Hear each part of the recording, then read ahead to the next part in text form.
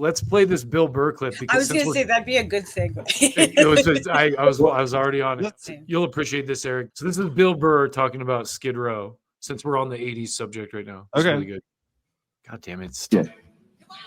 It's from 1991, I believe, 91 or 92. It's Skid Row on SNL, and Sebastian Bach and the whole band just fucking murdering Monkey Business. And so I'm watching this fucking video, and it was the end of like aggressive, fun fucking bands.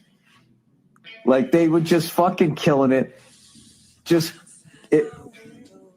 They were like rock stars and they were enjoying it before the grunge came in and everybody's like, I wish I was like you.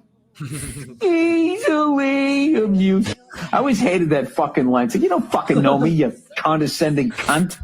And there's a video, man. You got to see this shit. It's from 1991, I believe, 91 or 92. It's Skid Row. It's funny because we did a thing about Pantera a couple weeks ago. We read an article from when they were, and Rex said something like, he's like, we went out and bought In Utero when we were recording Far Beyond Driven just to hear like what people were listening to. Oh, okay.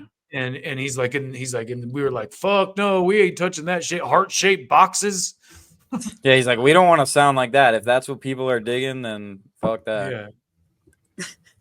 Which, you know, there's a lot of good stuff on that album, but the point that Mr. Burr is making here too is a good one because Skid Row was also like, yeah, they're one of those bands that like they were on the heavier side of the like glam metal stuff. Yeah, and especially near the end when they like after they toured with Pantera, they put out that underrated album, I think, Subhuman Race.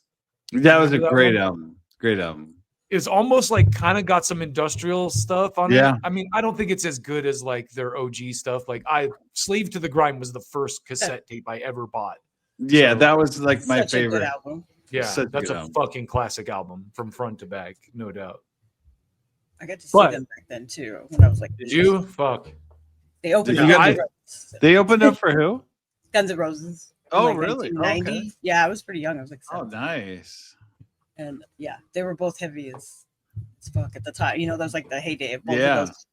I started listening to Slave to the Grind again because of this clip, and I was like, I never noticed how much they sounded like Guns N' Roses. I mean, I knew they were similar. Yeah. But to me, it was just all heavy.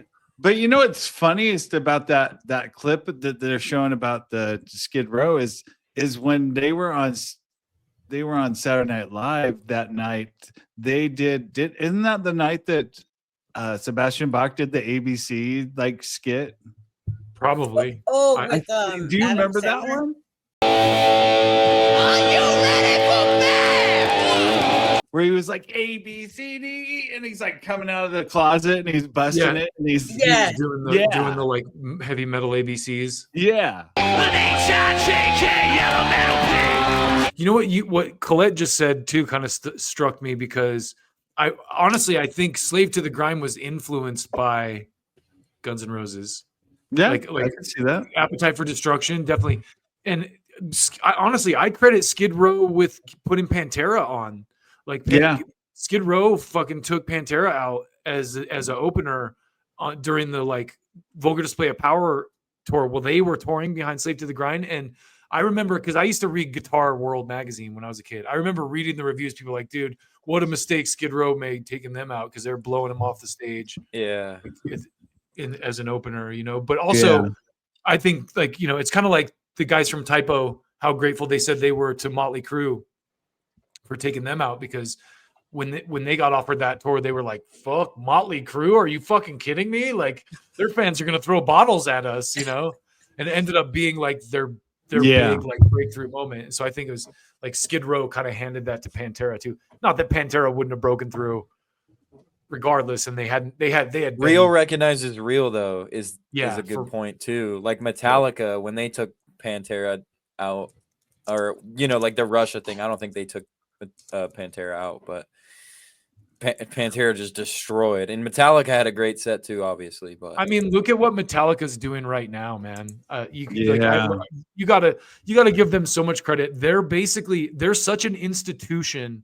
They're taking out Pantera as an opener, and like all these old school thrash bands as openers, and like giving them access to their massive audience that they fucking cultivated. You know, that's Metallica as fuck, man. Those and we've talked about it before. A band like Metallica, or really any band, because of the like just mass, like, you know, you can listen to music anywhere, Spotify, Apple Music, YouTube, whatever. Metallica probably has more fans than they ever did when they were in their prime, you know, just because of adults showing their kids stuff or whatever. They're an institution. They're an institution. To Pantera's credit too, Pantera was always that way too. They always brought bands out to open for them that were like Typo Negative. I heard Typo Negative because of Pantera. Well, you know who is going out with is Suicidal Tendencies. Yeah, that's what I was saying. Like, I just saw that's so cool.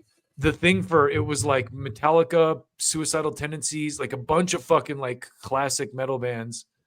Oh no, the Slayer one. Did you see that Slayer show? It's Slayer with Knocked Loose and Suicidal Tendencies. And a couple other bands. Unfortunately, I think it's in like Florida or something. So and then Slayer's going to retire for the 15th time again. They're just doing one-off shows now. I think Tom is just like not into the grind.